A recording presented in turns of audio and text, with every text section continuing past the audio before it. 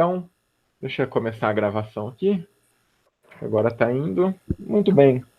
Pessoal, bom dia para vocês. Hoje é segunda-feira, dia 10 de agosto.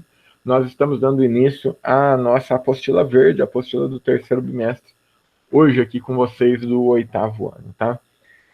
Tudo de bom para nós aí, uma ótima semana de retorno para quem está na escola, né? Para quem ainda não está na escola, né? Não muda nada, a gente vai dando sequência aqui. Quero chamar a atenção de vocês que hoje é abertura de capítulo, abertura de conteúdo do terceiro bimestre. E, assim, vamos fazer render, vamos entender um pouquinho mais das questões que a gente vai tratar aqui e que começam na página 2 da apostila verde, tá bom? Está lá escrito espaços rural e urbano na América e na África.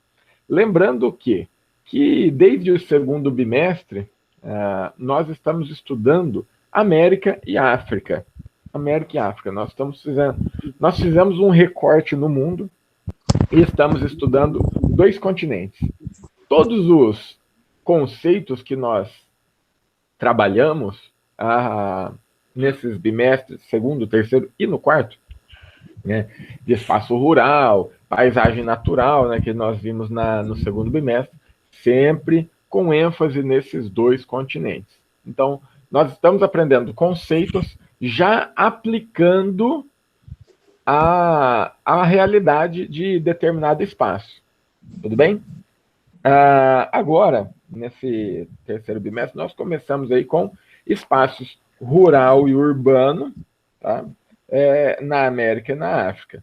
Tá? Depois nós vamos estudar até geopolítica, então é bem amplo, bem complexo aí tudo que nós vamos ver. Ok? Beleza. A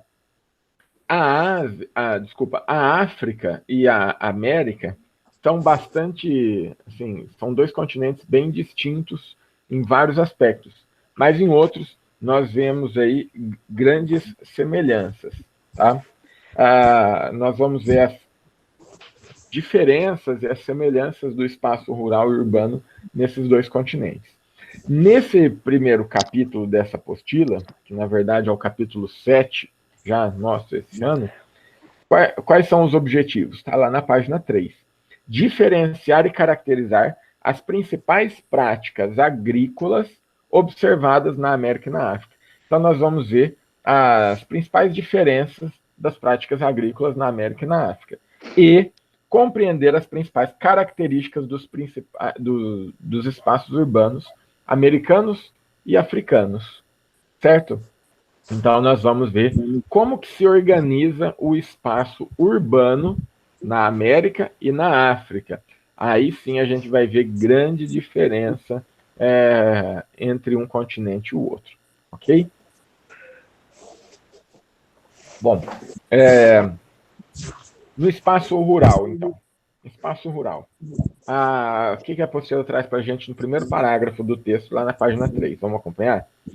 As práticas agrícolas, caracterizadas pelo cultivo de plantas e pecuárias, caracterizadas pela criação de gado, têm sido desenvolvidas na América e na África há séculos, antes mesmo da chegada dos colonizadores europeus. Povos agricultores sedentários, grupos de pastores transhumantes. O que é transhumante? Não sabe? Está escrito ali de baixo, ó. Pastores que cultivam a transhumância, que é a prática de migrar periodicamente os rebanhos de acordo com a sazonalidade do clima. Então, são pastores de ovelhas, por exemplo, nômades, que ficam em determinado tempo em um lugar, depois, por conta do clima, acabam tendo que migrar para outros espaços, tá? Para outras áreas. Ok? Nômades, qual que é a diferença do nômade, do caçador nômade, coletor, e do transhumante? O transhumante ele tem mais ou menos um lugar fixo. No período da seca, no lugar que ele vive, tá? Ele vai para outro lugar. Depois ele volta para aquele lugar. É diferente do nômade que vai migrando de um espaço para o outro sem a pretensão de voltar para um determinado lugar de origem. Não é essa a diferença. Tudo bem? Cadê? Nômades, caçadores, coletores e mesmo sociedades urbanas coexistem, por vezes há milhares de anos nesses continentes. Como, por exemplo, os egípcios, tá? Os egípcios lá na África, e os povos andinos aqui da América do Sul, que já estavam aqui antes da chegada dos colonizadores, certo? Bom, agora vocês também têm na tela a apostila, para quem ainda não pegou a apostila nova, poder acompanhar. Tá? Eu estou olhando. Você já tá bom? compartilhou a tela. O conhecimento de centenas ou milhares de espécies da flora nativa faz parte da cultura dos povos que habitam os diferentes espaços geográficos americanos e africanos. As propriedades nutricionais e farmacológicas das plantas características de cada solo, assim como as épocas de plantar e colher, são saberes que, inclusive, têm obtido muitas vezes reconhecimento científico. Dessa forma, têm sido valorizados como fundamentais para se desenvolverem práticas agropecuárias sustentáveis que se adaptam às diferentes particularidades ambientais de cada região. Então, o que esse parágrafo está te dizendo? Que o conhecimento milenar de alguns povos referente à agricultura hoje é reconhecido como conhecimento científico em alguns casos, tá? Porque tem povos que estão há tanto tempo no lugar que eles conhecem as características do solo, as características das plantas que estão ali, né, aquelas que podem ser utilizadas para fins medicinais, entre outras coisas, tá? Bom, além da agropecuária, outras atividades como a piscicultura, que é a criação de peixes, e o reflorestamento, tanto de espécies nativas quanto de espécies exógenas, ou seja, de outros lugares, né, compõem as paisagens rurais, assim como áreas situadas em unidades de conservação, em lavras de minérios e pequenas vilas e povoados. O espaço rural, dessa forma, é aquele em que predominam o uso não urbano do solo e as atividades relacionadas ao setor primário da economia, que envolve a produção de matérias-primas. Então, caso você não tenha percebido, a apostila está te explicando, a partir desse momento aqui, o que é o espaço rural. Então, você pode pegar seu lápis, seu marca-texto e grifar, tá, essa explicação. O que é o espaço rural? Predominam o uso não urbano do solo, a agricultura e a pecuária, tá? E o extrativismo. Tá? Ou seja, as atividades do setor primário. Lembra que nós estudamos os setores da economia, primário, secundário e terciário? Primário, agricultura, pecuária e extrativismo. O secundário é a indústria e o terciário, o comércio e os serviços. Então, no espaço rural, predominam as atividades do setor primário da economia. Beleza? Analisaremos em seguida algumas feições características das paisagens rurais da América e da África. Bom, então aqui nós temos uma área rural ocupada por indígenas, lá no Equador, país da América do Sul, e nós temos aqui um pastor da etnia Maasai, em savana africana, lá na Tanzânia, região aqui, ó, vegetação de savana, que é aquela vegetação igual o cerrado brasileiro aqui. Tá? Bom, e a primeira forma de agricultura que a apostila traz para a gente é a agricultura itinerante, que acontece tanto na América quanto na África. Essa agricultura itinerante é uma prática muito arcaica, muito antiga, de baixa produtividade, tá? De baixa produtividade, que envolve técnicas como a queimada da vegetação para limpar o terreno. Tá? Então, não tem o uso de muita tecnologia, correção de solo. Tá? Pera, ele queima para limpar o terreno? Isso. Como Nossa, assim? daí... Olha, imagina que para você plantar, você precisa tirar a cobertura vegetal. E qual é a técnica utilizada nessa agricultura itinerante? É a prática da queimada. É a prática da queimada. bom? Então, por isso que eu estou falando, é uma técnica rudimentar, tá? E por isso, né, tem pouca produtividade, principalmente depois de alguns anos. O que acontece? Acontece o esgotamento do solo, e daí você entende o nome, itinerante, que muda de lugar, certo? Então, vai acontecendo o esgotamento do solo. O que o cara tem que fazer? O que o produtor tem que fazer? Ir para outro lugar. Deixa aquele espaço que ele estava ocupando descansar e vai para outro lugar. Quer ver? Ó? Você entendeu o que é o porquê do nome aí? Itinerante. Então, não é fixo num lugar o tempo todo. Produz ali 2, 3, 4, 5 anos, né? Aí o solo começa a produzir menos, aí ele vai para outro lugar, tá? Olha só, uma das práticas de cultivo mais antigas de que se tem notícia, a agricultura itinerante ou nômade, se caracteriza pela mudança constante no local de cultivo. Então, ó, o que é a agricultura itinerante? Ó, você pode grifar aí. A agricultura itinerante se caracteriza pela mudança constante no local de cultivo, a fim de permitir a recuperação do solo após alguns anos de plantio.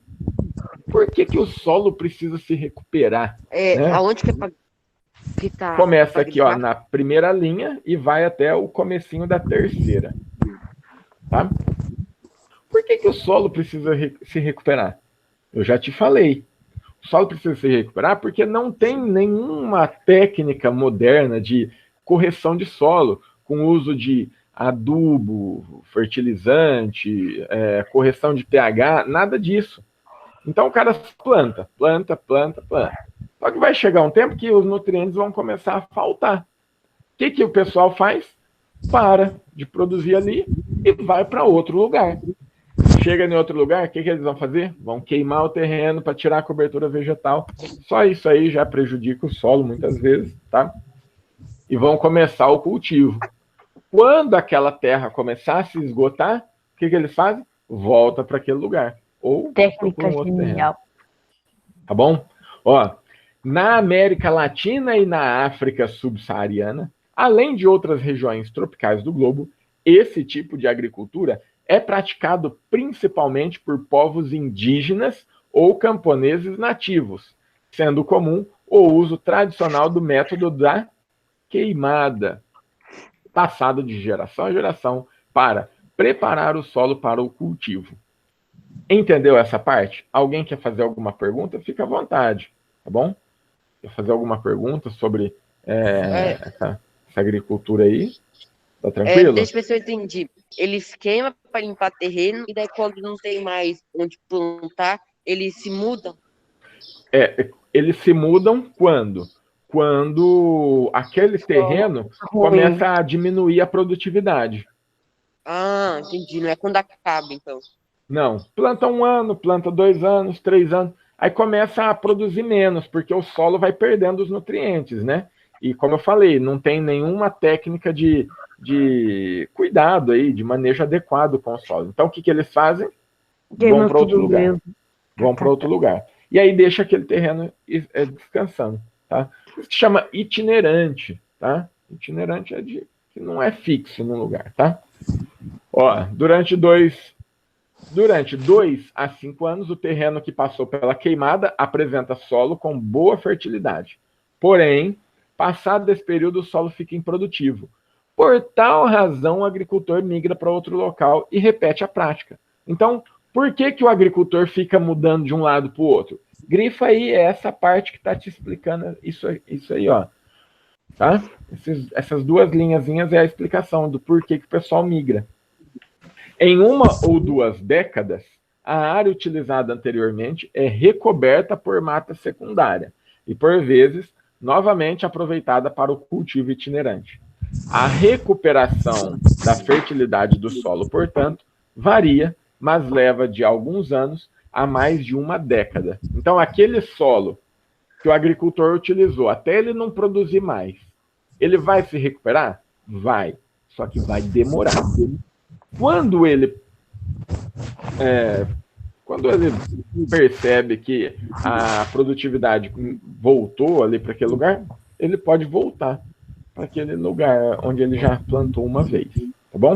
Então, ó, a agricultura itinerante demanda diferentes áreas relativamente próximas entre si para realizar o circuito, que inclui os terrenos cultivados e os que estão em pousio, ou descanso temporário.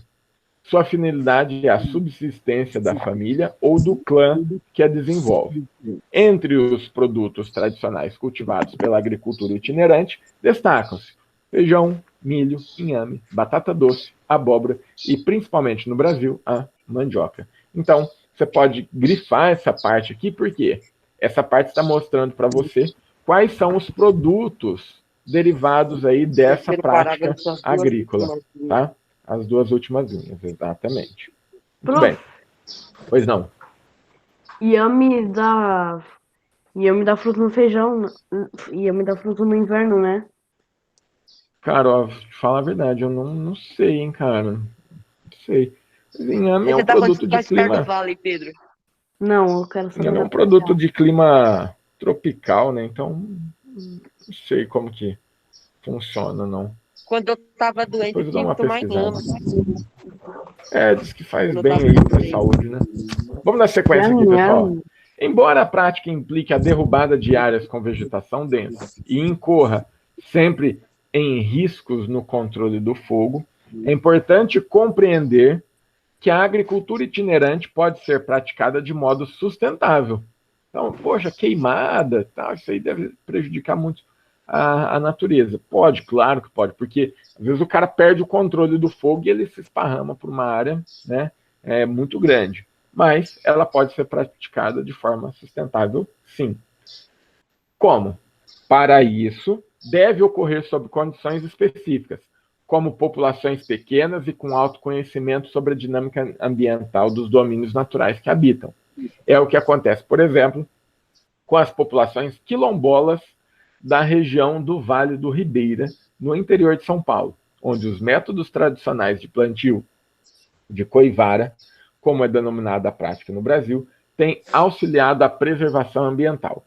Além disso, o processo de derrubada de canteiros na floresta, embora esteja inserido em um contexto maior de práticas que no conjunto se revelam sustentáveis, nem sempre é compreendido a tempo pelos órgãos de fiscalização ambiental.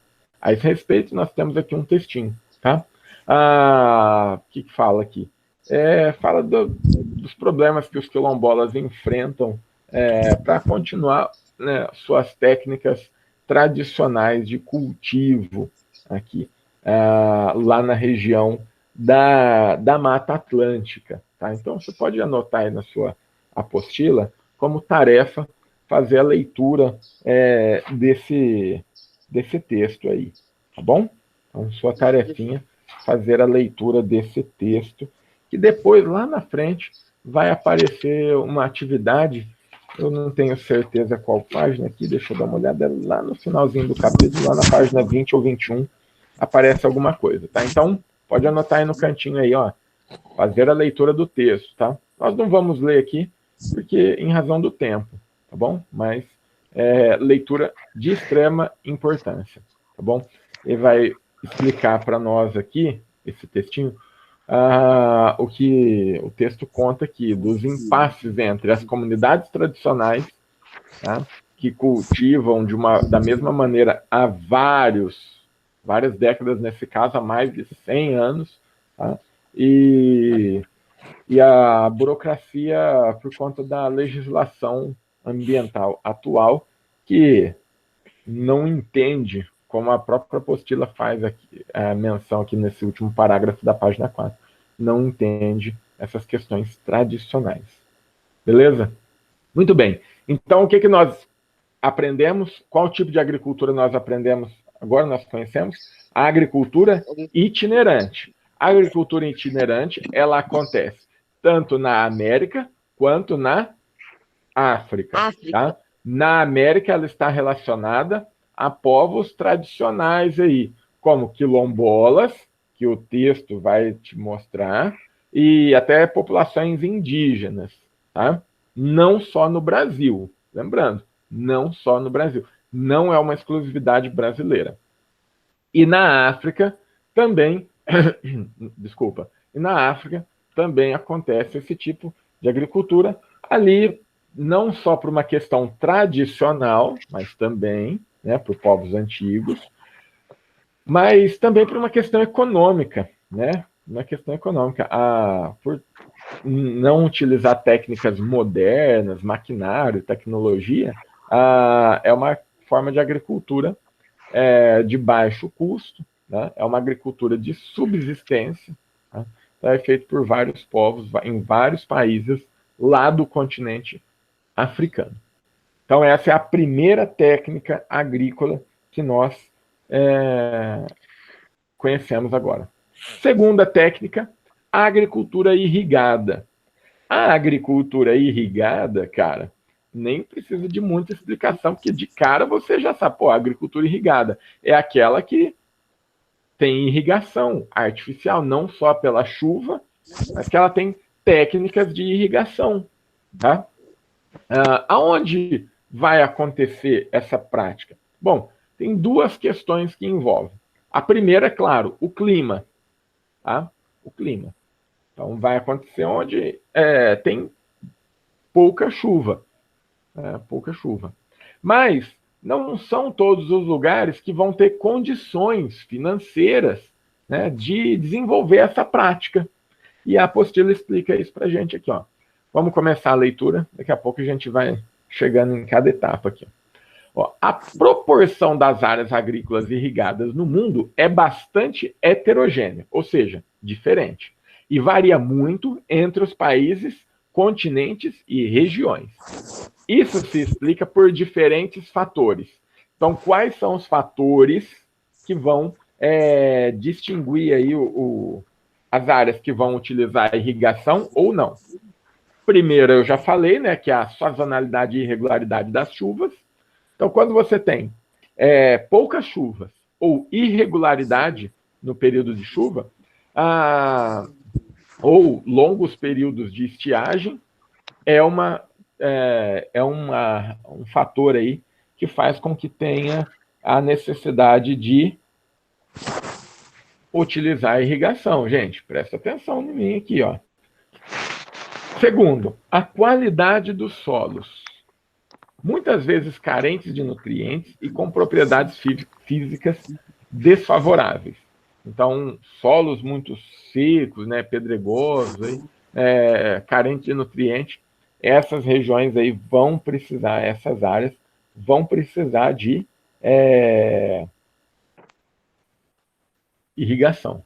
E terceiro, a condição econômica e tecnologia dos países, que pode tornar o uso de máquinas e equipamentos uma realidade amplamente acessível ou uma oportunidade reservada apenas aos maiores produtores e proprietários de terras.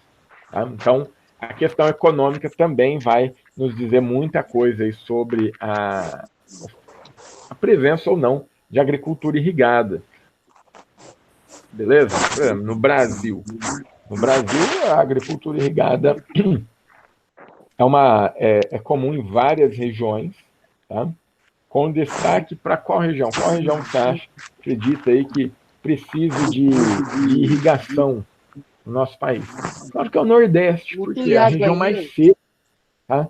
A região mais seca do nosso país, Nordeste. Porém, todas as famílias, todos os produtores rurais têm condições de investir na irrigação? É óbvio que não. É óbvio que não. Então, quem vai desenvolver a agricultura irrigada lá no Nordeste? Grandes fazendeiros com dinheiro. Tá? Então, é uma questão que mostra o quê? Mostra a desigualdade social. Naquela região, uma desigualdade social na área agrícola. O Nordeste, para você que não sabe, tem um solo solo fértil em muitas regiões, tá? Mas a dificuldade é o quê? A chuva. Você sabe que tem áreas no Nordeste, lá, regiões que fica sem chover durante anos. O que você não sabe? Que não tem água na atmosfera, não chove bastante, mas no subsolo tem.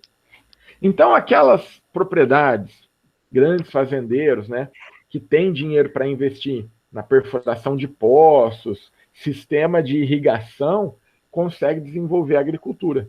Inclusive, hoje, o Nordeste é um grande produtor de várias frutas, tá, para exportação. Então, hoje, por exemplo, o Nordeste cultiva manga, melão, uva, tá, para exportação. Vende lá para a Europa. É o principal mercado consumidor. Olha, o Nordeste produz hoje, por conta da agricultura irrigada, tá? Entre outros, tá? Que eu não tenho a lista completa aqui, mas para exportação. Limão, mamão, manga, maracujá, uva, abacaxi, tá? Além das tradicionais produções aí de mandioca, feijão, milho, soja, derivados de mandioca, como a farinha de mandioca, entre outras coisas. Então, você pensa no Nordeste, interiorzão do Nordeste, aquela sequidão danada. Só que aí você vai ver o Nordeste produzindo uva. Se eu falar para você, sem explicar direito, a produção de uva no Brasil, você vai associar a região sul, a região sudeste, tá? Mas lá, por conta da tecnologia e da irrigação, no Nordeste, nós temos aí cultivo de uva, tá? E olha o mapa aqui, ó, da página 6, está mostrando para a gente o quê? Né? A proporção de áreas agrícolas utilizadas sob o sistema de irrigação. Como você pode ver, tá? O Brasil aí está pintado de um tom de verde, não é dos mais escuros, mas está ali no intermediário, de 5 a 10, né? por cento da área agrícola. Cara, não sei se vai cair na prova. Valores não, mas você precisa entender por que o Brasil aparece aqui, né? Olhando aqui na tela, o Brasil está pintado no tom de 5 a 10%. Tá? Mas olha lá no Nordeste, no Nordeste não, desculpa, lá na África. Na África tem o Egito ali, ó, mais de 50% da área cultivada é com sistema agrícola. Né? No Egito, na Líbia, na Argélia, no Marrocos, na Mauritânia, né, são as áreas ali com maior porcentagem de área cultivada com irrigação. Por que essa faixa aqui entre o Marrocos e o Egito tem tanta irrigação? É a condição climática. É uma área de deserto. Então, para se desenvolver a agricultura numa área de deserto, utilizando o sistema de irrigação. Ok? Tá? Então, nós temos aí a irrigação na América e na África. Destaques aqui para a América. Os Estados Unidos, que utiliza bastante a área irrigada, tá? Principalmente nas áreas mais áridas. Tá? E alguns países aqui da América do Sul pelo mesmo motivo. Aqui, olha, embaixo do mapa, está explicando para a gente onde nós temos a agricultura irrigada em cada um dos continentes, tá? Ó, como é possível perceber, acompanha a leitura que vai ter coisa para você grifar aí, tá? Como é possível perceber, muitos países da África apresentam menos de 5% de suas áreas agrícolas irrigadas. Aí é por quê? Porque não tem condição financeira de investir na irrigação, tá? Então é essa a questão. Lembra que lá em cima está falando, olha, Não é só, é lugar seco, por que não tem irrigação? Porque não tem dinheiro, meu amiguinho. Porque não tem dinheiro, tá? Ué, Oi. mas é tão difícil assim fazer fogo? Fazer o quê? Fogo? Não, a gente não está mais A gente falando não da tá agricultura estudando mais sazonal daquilo. ali, Isso itinerante. Nós daí já estamos é falando da outro agricultura método. irrigada. Estamos falando da agricultura irrigada. Ah, Isso já é é. outro método. Confundi. Agricultura irrigada. A agricultura irrigada, ela precisa de muito dinheiro, tá? É caro colocar um poço, sistema de irrigação, né, de levar água de um lugar para o outro, porque a área agrícola é uma área grande. Uma coisa é você cavar um poço para abastecer uma casa, né? Outra coisa é você ter água, cavar um poço e levar água para toda uma área de produção. Então, porque é a questão que eu falei lá do Nordeste, né? Então, que eu falei do Nordeste. Tem, tem áreas extremamente pobres, e aí do lado você tem áreas com uma agricultura super desenvolvida. Por que isso acontece? Por conta da questão econômica, tá? Por conta da questão econômica. Então, por isso que você vê países ali na África, como Níger, Chad, Nigéria, né, que não utilizam muito a irrigação. Por exemplo, Namíbia. Namíbia tem uma área de clima árido, né, desértico, né, a Botsuana também. Por que não tem tanta área irrigada? Por causa da questão econômica, tá? Ok? Aí tem países também, como a República Democrática do Congo, República Centro-Africana, o Gabão ali, que são áreas com mais chuva. Então, esse fator também é importante para não precisar de irrigação. Tá? Olha só, na segunda linha aí depois do mapa. Ó. Já na região oeste dos Estados Unidos, bem como em certas áreas da América Latina, inclusive partes do Brasil, como vimos no caso do Rio São Francisco, entre outros exemplos, esse tipo de agricultura se encontra em situação oposta.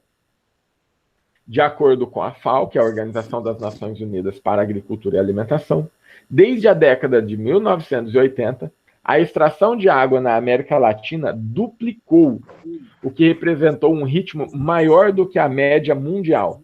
A maior parte da água, cerca de 70%, que é consumida nessa região do globo, se destina à agricultura irrigada. Aliás, isso é um assunto que a gente fala desde o sexto ano, né? Qual é a atividade humana que mais consome água? É a agricultura, tá? É a agricultura. Então, nós vimos aí quais são as regiões, tanto da América quanto da África, que faz uso aí da agricultura irrigada. Ok? Tudo bem? Uhum. Maravilha, então. Ó, segundo parágrafo aqui, no último dessa página, ó, a aplicação da irrigação com técnicas modernas e de alta produtividade pode ser exemplificada com os cultivos de fruticultura na Califórnia, nos Estados Unidos, bem como no centro do Chile, onde predomina o clima mediterrâneo, marcado pelo verão quente e seco e o inverno frio e úmido. Nestes locais, em geral, a produção irrigada de frutas como laranja, morango e, em especial, a uva, é feita por meio da técnica conhecida como dry farming, que realiza procedimentos como trazer camadas profundas e úmidas do solo à superfície. Entendeu o que é isso? Então, é um processo que você vira o solo. Mais ou menos isso. Tá? De forma bem simplória para te explicar. Pega a terra úmida do fundo e traz para a superfície. Tá? Então, revirado ali. Por quê? No período da seca, é igual aqui onde a gente mora. No período da seca, a superfície fica seca, mas o subsolo tem bastante água. Tá? Ó, lá na página 7 agora. Em períodos de seca prolongada ou temperaturas elevadas, desfavoráveis para o desenvolvimento dos vinhedos, agricultores dos vales da Califórnia, nos Estados Unidos, têm monitorado o sistema de irrigação por meio de sondas que emitem dados da umidade do solo e drones que transportam câmeras especiais. Exemplos como esses ilustram técnicas de agricultura de precisão. É a agricultura moderna, tecnológica, tá? Então, isso aqui é importante você já entender o que é a agricultura de precisão, né? A agricultura de precisão, ela vai utilizar as inovações tecnológicas, todas elas que você puder pensar, e aquilo que o Carlos adora, né? Porque é tecnologia de ponta. Que você tem a informatização, tá? Na agricultura de ponta, utilização de computador, mapeamento digital, por satélite, né? Dados digitais meteorológicos, qualidade de solo, captação de imagem utilizando drones para você saber aonde está seco, aonde está úmido, aonde a vegetação está desenvolvendo bem, aonde a vegetação não está desenvolvendo. Então, o engenheiro, né, que é o agrônomo, né, vai poder trabalhar no ponto específico. Não é vamos jogar o adubo igual na propriedade inteira. Não, vamos ver onde está precisando mais, onde está precisando menos. Então, é a agricultura de precisão, tá? Nesse exemplo aqui, ó, que interrelacionam informações de diferentes áreas do conhecimento e se utilizam de tecnologia de ponta.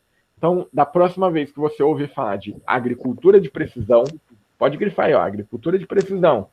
É aquela que se utiliza, ó, tecnologia de ponta, tá? A agricultura de irrigação não é necessariamente uma agricultura de precisão, tá? O que você tem que saber? Que a agricultura de irrigação é aquela que é utilizada em climas secos, exemplo, a apostila deu aí, né, no Chile, na Califórnia, no Vale do São Francisco, aqui no Brasil, tá? Porque o Vale do São Francisco é uma área de clima semiárido, tá? E lá na África nós temos o Vale do Nilo, que você aprende desde a aula de história, né? A civilização egípcia se formou no Vale do Nilo para desenvolver a agricultura irrigada utilizando as águas desse rio. Ok? Ó, a agricultura irrigada, embora não seja uma prática tão antiga quanto a agricultura itinerante, também existe há milhares de anos. Olha só, os egípcios, bem como os povos da Mesopotâmia, na Mesopotâmia a gente tinha 2 rios lá, que você também estuda nas aulas de história. Quem lembra? O nome dos dois rios. O rio Tigre e o rio Eufrates, tá? Onde hoje é o Iraque. Tá? Olha só, há 5.000 anos os caras já desenvolviam canais e barragens para fazer a irrigação, para distribuir as águas das cheias pelas áreas de cultivo, sem o que a agricultura seria inviável em uma região de clima árido, né? Lá na Mesopotâmia e no Egito é clima árido, é deserto. E os caras conseguiram, há 5.000 anos atrás, desenvolver a agricultura, tá? Por conta desses sistemas aí. Tudo bem, pessoal? Alguma observação? Então, entendemos aí o que é a agricultura irrigada? Uhum. Bom, então, daí, até o final do texto, né, a gente vai ver o que? Os exemplos de, como fala, de agricultura irrigada em vários lugares. Lá na página 8, né, tem uma foto da transposição do Rio São Francisco, né, já funciona, isso é uma obra, uma das maiores obras da engenharia brasileira, se não for a maior, né, que leva água para áreas semiáridas do Nordeste brasileiro, tá? Enfim, tá? Vamos fazer uma atividade com um mapa? Pega seu caderno. Beleza, calma aí.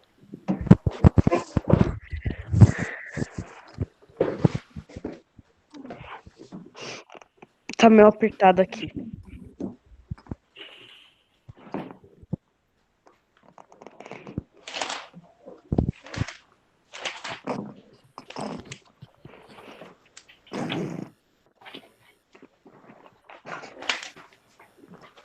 Olha só, para fazer essa primeira atividade da página 8, nós vamos observar o mapa América e África, proporção de áreas agrícolas utilizadas sob sistema de irrigação 2015.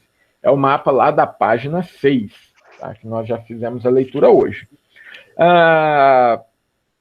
E é facinho aí a gente colocar essa resposta. Você vai observar qual é o país da África, né, o país africano, que apresenta mais da metade das suas áreas agrícolas irrigadas. E o que explica esse índice elevado de áreas irrigadas nesse país? Então, observa o mapa. Aqui. Qual é o país da África que apresenta mais de 50% da área agrícola no sistema de irrigação? Egito. O Egito, muito bem. Então, a resposta é Egito. Ótimo. Beleza. Tá, maravilha. Mas tem mais uma pergunta lá, que é o quê? O que explica esse índice? Então, o que explica esse índice aí? É o fato desse país estar numa área situada no clima desértico. A maior parte da superfície ali da área do Egito está no deserto do Saara. Então, é uma área com pouca chuva, não chove. Então, por isso, a importância da irrigação. Tá? Então, por se localizar, você pode colocar aí, por se localizar em uma área, né, a maior parte do país, pelo fato da maior parte do país se localizar no deserto do Saara.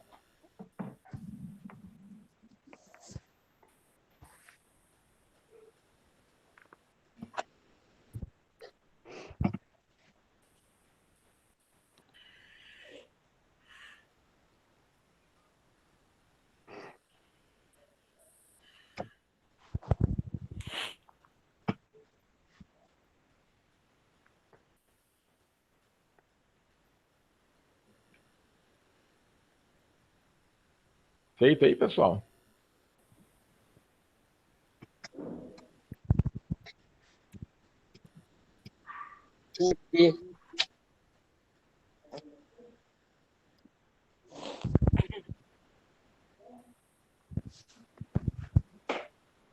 Então, na primeira a gente vai colocar aí, né, que é o Egito, o país, né? E o que explica esse índice elevado de áreas irrigadas? Pelo fato de o país ter aí a maior parte do seu território no clima árido, no clima deserto, na vegetação desértica, né? No deserto do Saara. Então precisa de bastante irrigação aí para desenvolver a agricultura. No caso aí do Egito, lembrando, as técnicas de irrigação utilizando as águas do Nilo são técnicas milenares, né? Milenares. Ok, pessoalzinho? Muito bem. Beleza. A 2, ela é um pouquinho mais complicada, então vamos fazer com atenção, tá? Ó. De acordo com os princípios do desenvolvimento sustentável, que mantém a floresta e sua biodiversidade, como seria possível ao Estado conciliar, aqui nós estamos falando do Estado, o governo, né, as leis, tá? Conciliar conservação ambiental com ascensão socioeconômica das populações quilombolas do Vale do Ribeira. Então, essa é a atividade que eu falei que viria lá falando do texto, que nós não lemos por conta do tempo, né? Quem estiver assistindo a gravação pode dar uma pausa aí agora para fazer a leitura, né? Mas para quem está ao vivo, vou explicar aqui de forma resumida, mas assim, não deixem de ler o texto, é de extrema importância. Bom? Então, o que o Estado pode fazer? Vamos anotar. Primeira coisa, pode auxiliar essas populações no manejo ambiental de suas plantações. Então, primeira coisa, auxiliar as populações no manejo ambiental.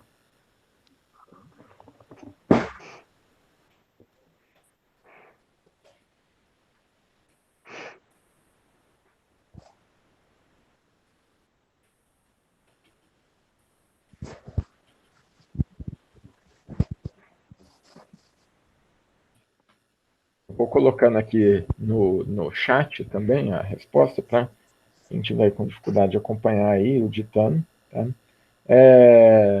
Poder escrever, poder copiar daí, tá? Então, primeiro aí, auxiliar as populações no manejo ambiental, tá? Que mais? Tá? Acelerar os processos burocráticos, né? Eu falei para vocês que, às vezes, a legislação nova vai na contramão das ações que são sustentáveis de povos ali que estão há muitos anos, centenas de anos, desenvolvendo as técnicas naquele lugar. Então, acelerar esses processos burocráticos de autorização para a realização dos procedimentos ajuda bastante, tá?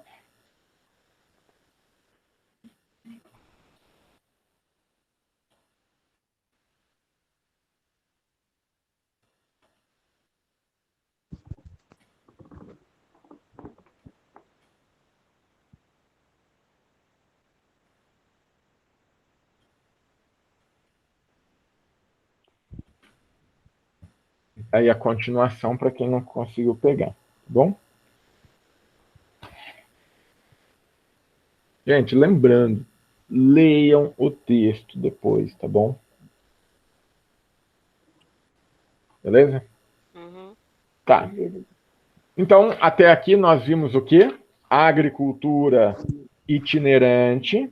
O que é aquela agricultura? O que é a agricultura itinerante? Aquela realizada, né, por meio da técnica de queimada, né, utilizando áreas destinadas ao descanso para recuperação da fertilidade do solo, tá? Técnicas rudimentares, né, baixa produtividade. Conforme vai passando o tempo, o solo vai demorando mais para se recuperar e vai produzindo cada vez mais, cada vez menos, né? Enfim. Depois nós vimos também a agricultura irrigada. Agora, nós vamos ver a agricultura chamada de moderna. Lembrando que nós temos a agricultura moderna e nós temos a agricultura de precisão. Tem muita gente aí que vai confundir a agricultura moderna com a agricultura de precisão. Vamos lá, cuidado. Cuidado para você não cometer esse erro. Estou falando porque eu sei, a gente já trabalhou esse assunto o ano passado, com o 8º ano do ano passado, e olha, é normal o pessoal confundir. Então, não quero que você se confunda, não quero que você erre. Tá? Então, não confunda agricultura moderna com agricultura de precisão. A agricultura moderna é aquela que é destinada ao comércio, tanto interno quanto externo, ou seja, tanto para a produção para dentro do país quanto para exportação. Tá? Ela utiliza métodos científicos, tá?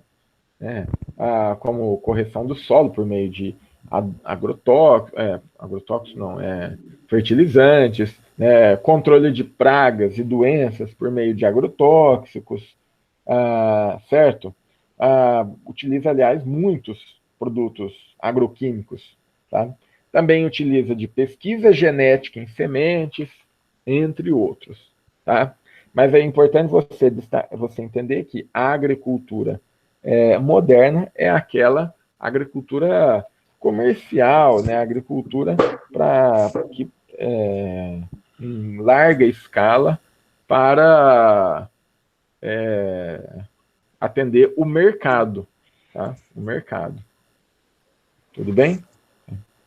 Importante aí a gente saber disso, tá? Aí dessa agricultura moderna pode vir aí a agricultura, pode se desenvolver a agricultura de precisão.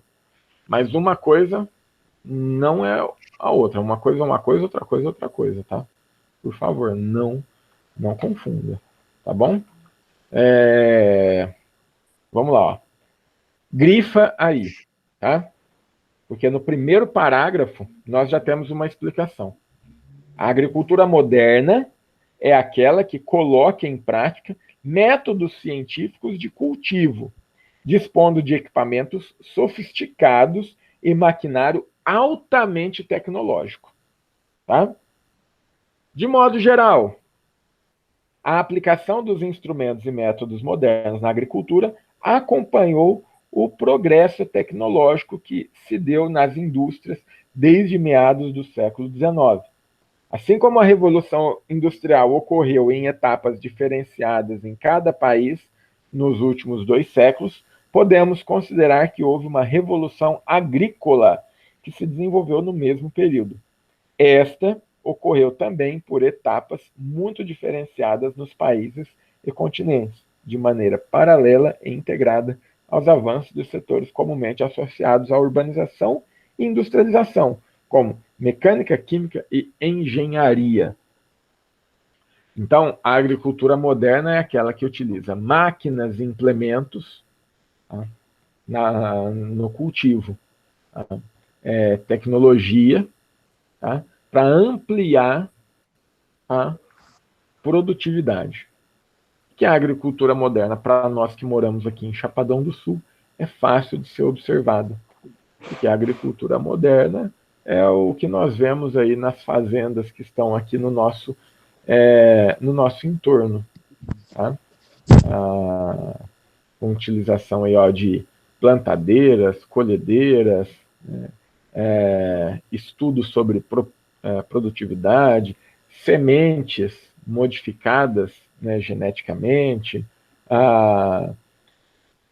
fertilizantes, né, pesticidas, herbicidas, fungicidas, né, de tudo que você pensar aí de produto químico para ampliar, para melhorar a produtividade.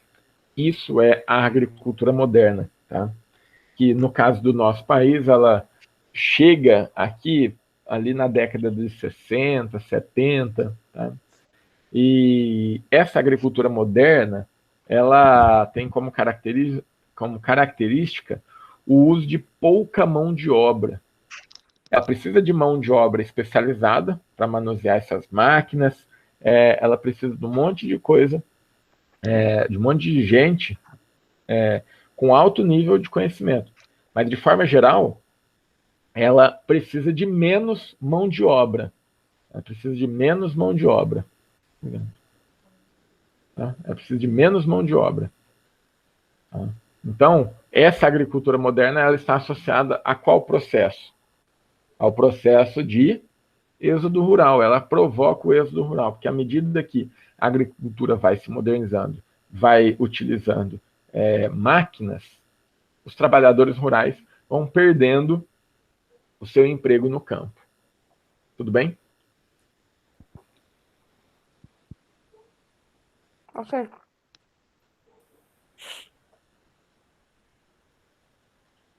Então, até aqui, tudo bem? Sobre a agricultura moderna, alguma dúvida? Alguém quer falar alguma coisa? Não. Ó, no terceiro parágrafo aqui da página 8, ó. Com a difusão de equipamentos cada vez mais sofisticados e a introdução de técnicas contemporâneas, como as que acabamos de ver, aplicadas na agricultura irrigada de precisão, os contrastes de produtividade entre os diferentes tipos de agricultura se acentuam, tanto em diferentes países e regiões, quanto entre produtores de um mesmo país ou região. Então, a gente consegue ver que, dependendo da técnica, que vai ser influenciada principalmente pela quantidade de capital disponível para cada agricultor, aí, a produtividade vai ser diferente. Tá? Então, nós vemos aí, dentro do mesmo país, na mesma região, eu dei o exemplo lá do Nordeste, né? No Nordeste nós temos áreas com uma produtividade extremamente alta, e nós temos áreas com produtividade baixa. Por que isso acontece? Por conta das técnicas utilizadas. Tá? Por conta da técnica utilizada, por conta da quantidade de dinheiro aí, né?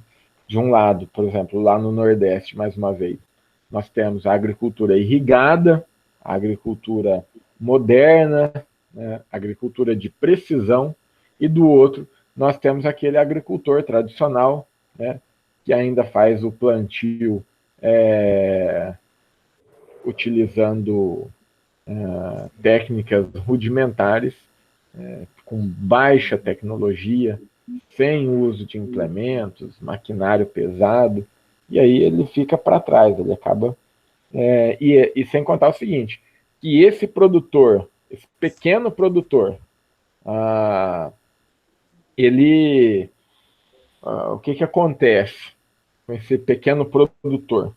Ele é muito mais suscetível a crises, a problemas ambientais, porque ele não corrige os problemas ambientais. O cara que tem a irrigação, um período de seca para ele é um período que ele vai gastar um pouco mais de dinheiro, mas ele vai ter a produtividade ali garantida. Em contrapartida, o agricultor que não tem a irrigação, ele fica dependente de quê? Ele fica dependente do clima, tá? Ok? Olha só, então. Equipamentos pesados, como os que vemos atualmente nos campos do Brasil e em diversos outros países, como tratores e colheitadeiras, começaram a ser utilizados nos países desenvolvidos logo após a Segunda Guerra Mundial, que aconteceu de 1939 a 1945. Com o impulso de tecnologias adaptadas dos campos de batalha para os campos de cultivo, os produtos químicos que são utilizados para o preparo do solo e o combate às pragas, por sua vez, já vinham sendo introduzidos desde o início do século XX. Com incentivos financeiros dos governos, proteção comercial por meio de tarifas a produtos concorrentes importados e linhas de crédito, a agricultura nos países ricos passa por grandes transformações e dá um salto de produtividade a partir de meados do século XX. Então, olha só, os países ricos, vamos dar o exemplo aqui, os Estados Unidos, eles têm uma produtividade agrícola muito alta, mesmo não tendo condições climáticas e de solo favoráveis. E por que isso acontece?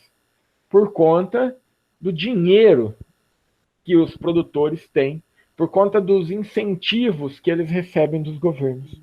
Então, países menos desenvolvidos, países mais pobres, como o caso do Brasil, acabam tendo um desenvolvimento agrícola aquém daquilo que poderia ser, por conta das condições econômicas do país. Então, hoje, os Estados Unidos é o maior produtor agrícola mundial.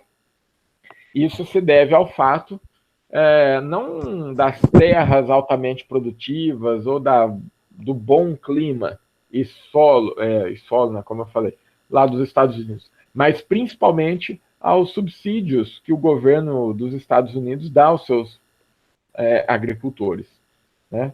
O que não acontece tanto aqui no Brasil. Por isso que a produtividade lá é maior e os produtos são mais baratos. E aí, no mercado internacional, o nosso país, por exemplo, perde. Né? Perde.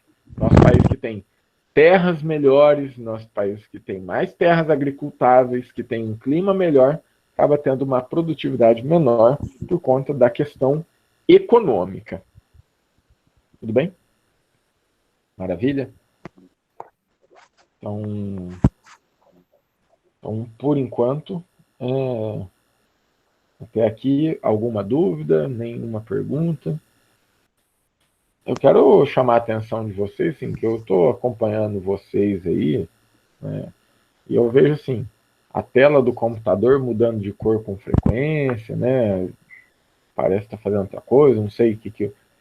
Vocês estão acompanhando a leitura, eu estou colocando a apostila na tela por conta que eu sei que tem gente que não tem, mas eu sinto que muitos aí não estão acompanhando de forma satisfatória. Então, chamar a atenção de vocês.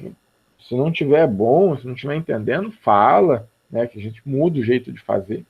Sim, presta atenção. Né? Como eu falei, hoje tem bastante coisa. Né? Então, nós já estamos no terceiro conteúdo, né? A terceira modalidade agrícola. Né? E é relativamente fácil. Né? Mas como eu adiantei, e a gente vai ver depois, né? Pode surgirem dúvidas aí e fazer vocês se confundirem. E mais, pelo que a gente acompanhou dos resultados das provas que vocês fizeram nas outras 2 semanas, vocês estão precisando prestar mais atenção na aula. Porque vocês, alunos que são muito bons, foram mal, e os alunos que normalmente têm dificuldade foram pior ainda. Tá? Então, você tem que prestar atenção na aula. Por quê? Para você saber agora se você entende ou não. Então, olha, eu estou ouvindo o Gedra falar, mas não estou entendendo. Vou ficar quieto? Não. Ó, professor, não estou entendendo nada disso aí que você está falando. Tem como explicar de novo? Claro que tem. Mas se você não me perguntar, se você não pedir ajuda, eu não tenho como adivinhar que você não está entendendo. Tá? E lembrando, né, eu estou aqui para ajudar. Eu quero te ajudar. Eu não estou aqui com outro intuito, nenhum outro objetivo. Meu objetivo aqui é ajudar. Tá bom? Certo. Vamos terminar aqui a agricultura moderna. Tá? Bom, nessa época, lá na página 9, que época é essa que o texto está falando?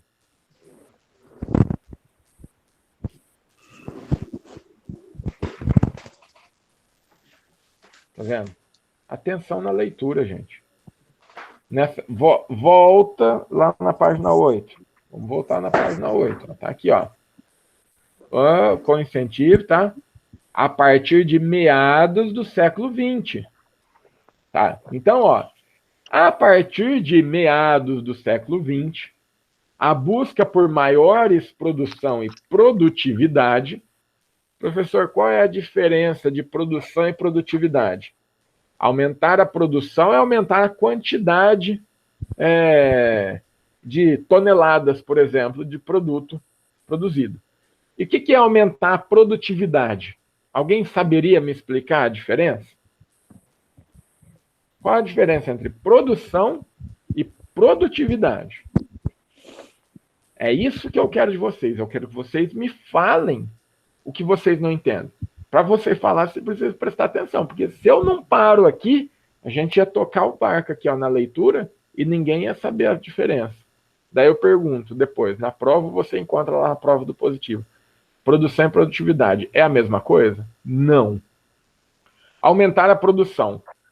Eu posso aumentar a produção aumentando a área de cultivo, que aí eu vou colher mais coisas, né? E o que é aumentar a produtividade?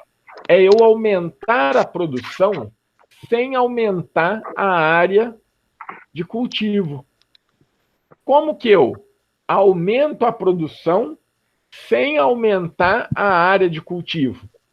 Melhorando a técnica, corrigindo o solo, eliminando pragas, certo? Diminuindo as perdas. A agricultura moderna, ela trabalha nisso. Aumentar não só a produção. Aumentar a produção é fácil. Eu aumento a área de cultivo. Mas eu quero aumentar a produtividade. Hoje eu produzi 1 tonelada a cada 1 hectare. O ano que vem eu quero produzir 1 tonelada e mais 100 quilos, na mesma área. Então eu vou ter que melhorar a minha semente, ter um controle maior de pragas, eu vou ter que trabalhar aí na produtividade do solo, e eu vou ter até que melhorar as máquinas para diminuir o quê? As perdas na colheita e no transporte. Tá? Então é isso. Beleza? Entenderam aí agora a diferença entre produção e produtividade? Viu como é fácil? E vocês já terminaram a aula sem saber, tá? De nada. Estou aqui para isso. Entendemos.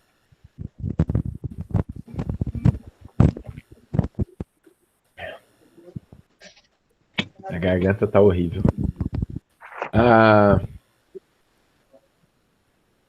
cadê?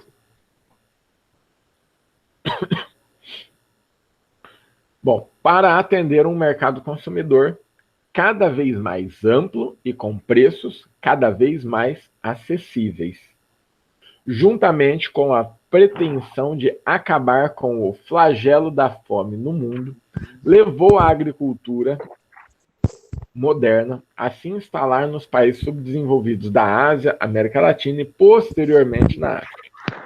As mudanças que passam a ocorrer no campo, tanto no aumento da produção agrícola quanto na organização da cadeia produtiva, são conhecidas como Revolução Verde e têm forte impulso, principalmente a partir da década de 70. Então, isso é para você grifar. Ó. O que é a Revolução Verde? As mudanças que passaram a ocorrer no campo, tanto no aumento da produção agrícola, quanto na organização da cadeia produtiva. Então, você pode grifar aí o que é a Revolução Verde. Revolução Verde é você pode colocar também que, numa eventual pergunta, que é o aumento aí, o surgimento de novas tecnologias na produção, né, com o surgimento de máquinas, implementos, fertilizantes, agrotóxicos, tá? Então a evolução da agricultura é basicamente a evolução. Então, a evolução da agricultura é basicamente a Revolução Verde.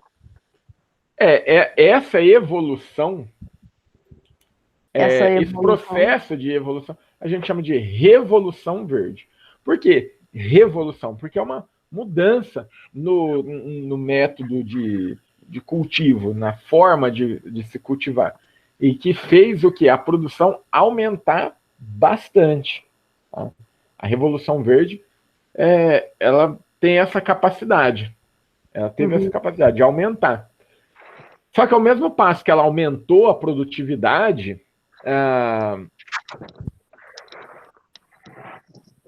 ela não acabou com a fome, ela não diminuiu as desigualdades no campo. Na verdade, a Revolução Verde piorou a desigualdade no campo. Por quê? Porque quem era mais pobre não tinha... Porque as pessoas que não tinham condições, os pequenos produtores que não têm, né, condições de se modernizar, eles continuam produzindo pouco e perdendo espaço, porque os grandes produtores agora estão produzindo muito mais, entendeu? Então, as desigualdades no campo só pioraram. Tá? E aquilo que fala assim, igual a apostila traz aqui, ó. Um dos objetivos é acabar com a fome. Acabou com a fome? Não. Segundo dados da FAO, nós temos aí, hoje, mais ou menos, 1 bilhão, um pouco mais, né? De 1 bilhão de pessoas no mundo em situação de fome. Tá? Então, a produção de alimentos aumentou? Aumentou, né? A produção agrícola aumentou. Mas a gente pode observar também o quê? Boa parte da produção hoje não é de alimentos. São produções destinadas à produção de outras coisas, né? No caso da cana-de-açúcar, para fazer o etanol. No caso da soja, olha a quantidade de terra e dinheiro que a gente gasta aqui no Brasil para plantar soja. E aí, você já se perguntou para onde vai toda essa soja? Essa soja aí é para virar ração de porco lá na Ásia e de boi na Europa. Não é produção de alimento. A produção agrícola hoje, ela visa o quê? A produção de alimento? Não, a obtenção de lucro por meio da venda desses produtos para países mais ricos, desenvolvidos. Então você não está plantando para comer, você está plantando dinheiro, basicamente. Você está plantando para produzir capital, né? Não para produzir alimento. Né? Você está plantando para atender as necessidades do comércio externo, não para atender as necessidades de alimentos da população. Por isso que, mesmo nós morando aqui no país que tem a segunda maior produção agrícola do mundo, a comida é tão cara. A gente paga caro na comida como se a gente estivesse num país europeu aí que tem que importar alimentos do tipo carne, arroz, feijão. Sacanagem. Por isso que eu estou falando para você que essa modernização agrícola é uma modernização, mas ela é conservadora. Por quê? Ela conserva as desigualdades, tanto no campo quanto no espaço urbano. Ela conserva a fome. Aumentou a produção agrícola. Aumentou a produção agrícola do quê? A da soja. Mas a soja não é para a produção de alimento. Aumentou a produção de milho. Mas hoje a gente não está mais plantando milho para fazer comida. A gente está plantando milho para virar ração também e para produzir etanol. Então hoje nós temos uma área de cultivo agrícola gigante no Brasil, aumenta ano após ano, mas a produção de alimento não aumenta. Né? Mesma coisa que vai mudar quando virar presidente. É isso aí. Mas é complicado porque a legislação. Quem são? A gente vê no Brasil, não, só um paralelo, né? A gente vê lá o tanto de deputado e senador que são grandes fazendeiros. Então, eles legislam em causa própria. Então, o problema não é o presidente. Eu acho que foi também o presidente, né? Em vários momentos da história dessa república,